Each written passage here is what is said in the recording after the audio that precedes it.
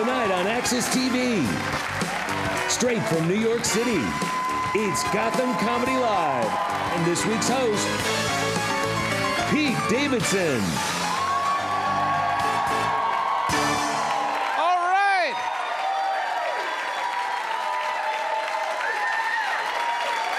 Yay, welcome to Gotham Comedy Live, everybody. Make some noise for yourselves. Yay. Wow. It is a hot crowd. I am only doing this so I could buy my girlfriend Drake tickets. And it is not easy. And I know him.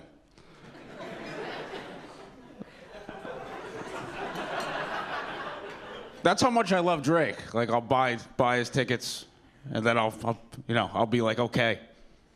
You know, it's not like the seventh Wu-Tang guy, you know? He's Drake.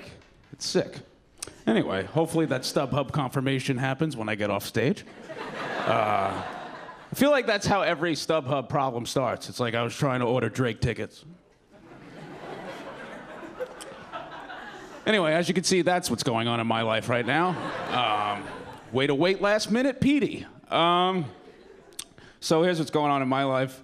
I noticed something I don't like recently, which is not okay to not like. I don't like people with robotic legs.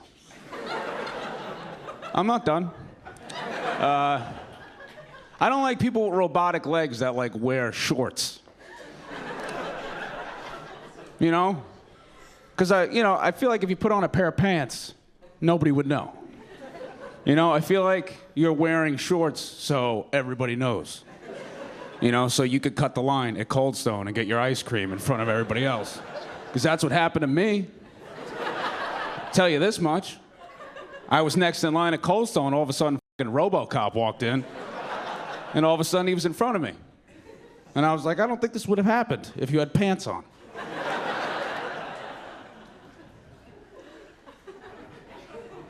Seriously, if you were a guy with robo legs, wouldn't you like want to make friends, you know, without them knowing you have a robotic leg? Wouldn't that be like a nice surprise? You know, like 3 months into the friendship, you're all drunk watching a football game, and you're like, hey, you want to see something nuts? The guy's like, the whole time? And you're like, but dude, we were playing basketball. And you're like,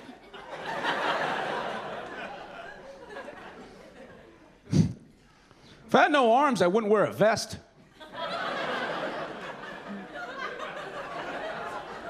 I'd put a hoodie on and shove pool noodles in each arm. Fucking pretend I had arms.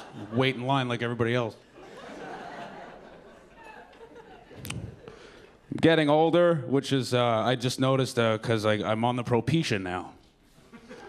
Yeah, it's a sad thing. If you don't know what Propecia is, it's the pill that stops you from balding.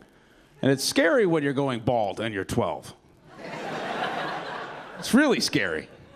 You know, you're like, how am I going bald? I still have acne. Like, it's supposed to... I don't even get to have hair without acne? Sucks. It's like, but I feel good. I caught it when it was happening, and I beat God. Yeah, feels good. God was like, you were going bald, and I was like, go f yourself. Absolutely not. No way. There's a lot of people are afraid to get on Propecia because, you know, there's the whole, everybody thinks it fucks up your dick. Well, let me report. Here's what, I was very afraid, obviously. I'm a young man, you know, my dick is all I got, you know, because I have this face, you know, so, you know, it's good that I have a dick. And I asked him, I was like, I heard a lot of people that get on Propecia, like, you know, fucks up your dick. And, you know, is that true? And he's like, here's the honest truth. If you're okay with having sex one time a day, then you're fine. If you're one of these guys that needs to bang constantly, you know, 4, 5, 6 times a day, then perhaps this isn't the drug for you. And I was like, yeah, I have no problem with once a day at all. You know? I was like, if this was once a week, I would be like, oh, all right, yeah. I mean, I wish it was twice, but once, I understand. So if you're okay with fucking once a day, it's okay to get on Propecia. So it makes me look at bald people in a whole new light now.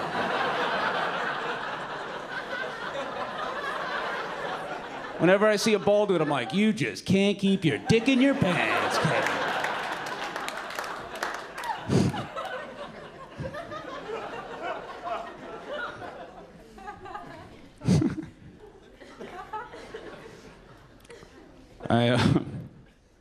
I watched Willy Wonka this week, just like everybody else, and I have some new thoughts on that movie. Yeah. Why was Charlie's family like so poor? Like they were like insanely poor. Like this poor, and then there's whatever the Bucket family was. Like when I was watching it when I was 7, I didn't notice. But now I'm like, what the f? Like they're so poor. Like it's almost mean. Nobody's that poor. I think at one point Charlie brings home a loaf of bread and the family's like, a banquet. I'm like, where the f do you live? That a loaf of bread is a banquet. Oh, we're gonna eat like kings tonight. Jesus Christ. Never seen a family so excited over a loaf of bread. And the 4 grandparents in the bed, I thought they were all sick. I thought they all had like polio or something. I was 20 minutes into the movie and I was like, where's the polio scene where they explain how all the parents have awful polio and they're stuck in the bed and can't do anything? They don't have polio, they're just fucking lazy. Did you know that? They're just a bunch of lazy old people.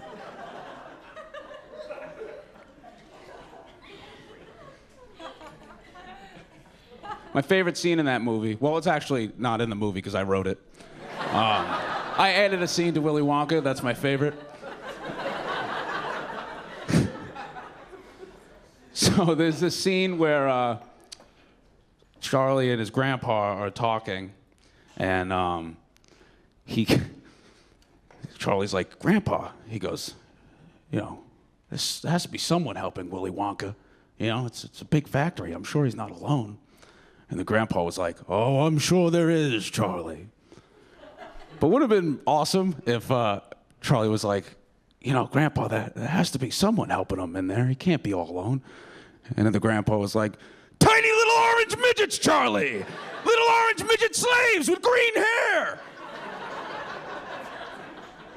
That's my favorite scene in Willy Wonka. You guys ready to have an awesome show? Yeah? I can't hear you, mother...